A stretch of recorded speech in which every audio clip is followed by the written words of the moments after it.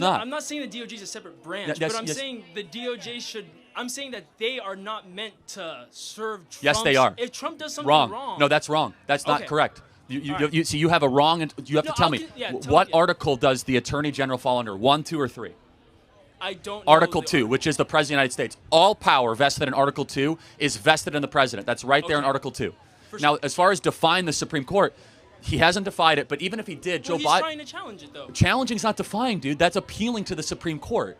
Joe Biden literally defied a final decision on the Supreme Court when it came to student loans. But it didn't go through. It stopped. No. Joe Biden kept on actually defying Yeah, it. because he kept trying to rework it to where it would be legal. Again, but the point, he stopped. He materially defied it. That's beside the point. He kept but trying Trump until is the not, Supreme Court Trump is found not him, currently defying the Supreme Court. The Supreme Court said he needs to facilitate the return for Abrego Garcia. And I don't advocate for the man. I just advocate The Supreme Court has not said they have to do that. They haven't.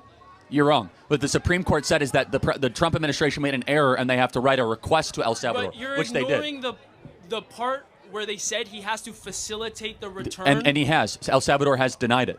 He said he doesn't control. want to ask for he doesn't control El Salvador. Okay. I want to appreciate too. Thank you for helping me with the stuff that I am wrong about. So that I appreciate as well. Last point. Then we have a long line. Okay. I also want to say too.